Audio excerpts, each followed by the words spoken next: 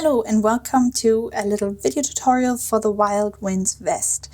This one will deal with how to pick up the shoulder stitches from the back to knit the front left and then the front right shoulder segments. You will pick up the left shoulder segment first. I've worked it here already, and then you pick up the right shoulder segment.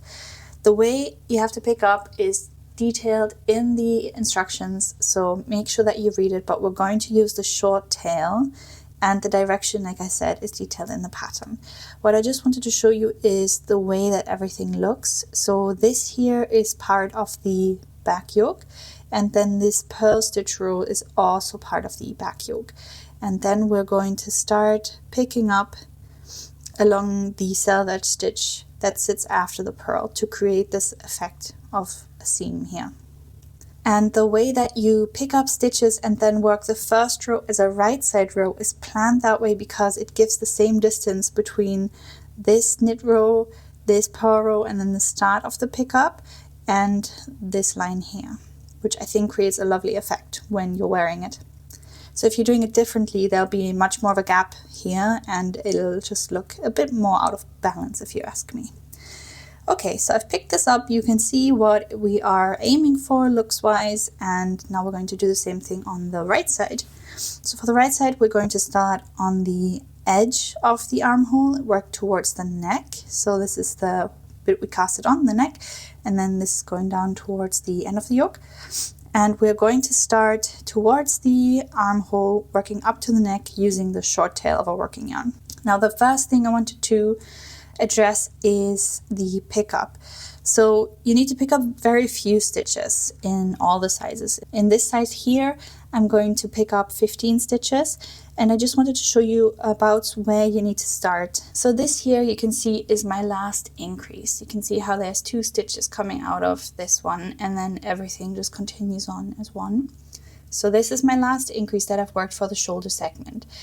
After the increase, I've got my 2 stitches here, and then you're working one more right side row, and then your increases are finished. The segments of it are finished. So this is my last worked row for the increase section of the shoulders. So from here on, I need to look outwards and see where my first stitch to be picked up would start. And it's about here.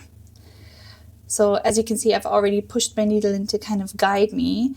And now you need to pick up 2 stitches in a row here roughly, and then every other stitch, because these selvage stitches here, you will have worked them every row, and these ones here appear only every other row because of the way half fisherman's rib is worked. So go by your selvage stitch and what you see there. So we're going to go into the first one here and then into this little purl knot there. And then we're going to go into the next one that looks like a knit. And then we're going to go into every one that looks like a knit, so every second one, up until this point here, where we're going to go into the last 2. And that will give us the 15 in this size. Just inserting my needle to know where I need to start. And now I'm going to use the short tail. So I'm giving myself quite a bit of length because I don't want to run out. I'd rather have a bit much left over than too little. And remember, the ends need to be woven in, and sometimes you want to weave them in a little bit more to close a few gaps, so be generous. All right, so inserted my needle into the first stitch that I want to pick up. I'm going to go in, pick it up, and now find your short tail, which is the one that is not attached to the skein. So you can see this one here ends there, and this is the one that's attached to the actual skein that I have. So we're going to use the short tail now and continue picking up. So like I said, now we're going to go into the next stitch here, which you can see is a little purl knot. Then it's followed by the 2 legs of a knit, then another purl knot, 2 legs of the knit, a purl knot, 2 legs of the knit, and so on, yeah, just so that you see where we're at. Alright, so go into the next one, which is this purl one, and I kind of tend to go just into the middle of the stitch. Pick it up. So that's 2, make sure everything's tight. And now we're going to go into the next knit stitch, which is right next to it. So 2, 3, and now continue going into the knits, yeah? Well, for me it's the knits, so basically continue going into every other one. So I have 1 purl here, which is the next one, and then next to it I have these 2 knit legs, so the knit ones is the one I'm going to go in. Pick up, you see there's a purl next to it again, and then the 2 knit legs. I'm going to go into the 2 knit legs because those are it's the second stitch. And then just continue on the same way. So now I have got 12 stitches on my needle, so I need 3 more. And I'm going to go into these last 3 here, and the last one I really want to pick up really high here because it's going to be a selvage stitch, which will be forming the neckband later on. So that needs to sit really high, so everything here will sit nice, rounded and flush at the end. So I'm going to go into this purl stitch here,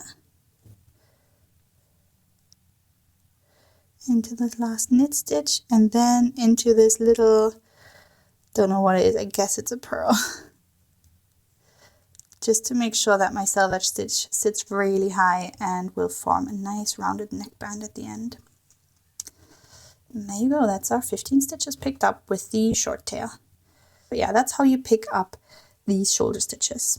And next I'm going to show you how you knit the first row, because it's a bit tricky knitting into the stitch below when you have a picked up line like this. So in order to knit this first row, we need to pull our needle through, because remember our working yarn is at this side now and we need to start where our working yarn is. Pull your needle through completely to the other side. So the pointy end is now facing the armhole and not the neckband anymore.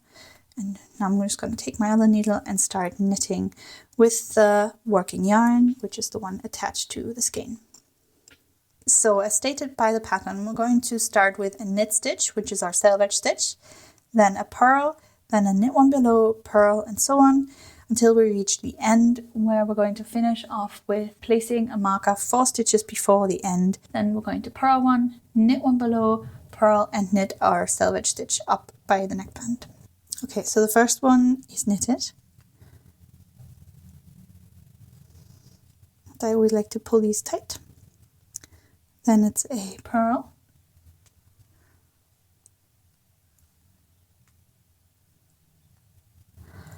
And now a knit one below. So if I pull this, you can see a hole forming right there. That's where we're going to knit into. So sometimes you just need to pull it a little bit, and that's the half fisherman's rib pattern that you're establishing for this row now. So again, you can see my little hole here. So next up is a purl. And then again, I pull it a little and you see the hole. So now we've arrived at 4 stitches before the end of the row. So we're going to place a marker. So I'm going to place that. Now we're going to continue in pattern, which next one up is a purl. And last one's a bit tricky to see, but there's our little hole that we need to go into. So right in there. And purl. And don't worry about these not being completely, tight and vanishing yet. Everything will even out a lot more when you go back to knit. And then we have our selvage stitch. So that's the first row. I'm going to knit the wrong side and then finish up the video just to show you. If you've seen the other video that I released on some half fisherman's rib tips and tricks, you know that if you're working flat in half fisherman's rib, you can actually just knit the wrong side. And that is what everything looks like. So I hope this helped you. If not, and you're still struggling with the pattern, then you can always email support@wildknitsglasgow.com for some extra help.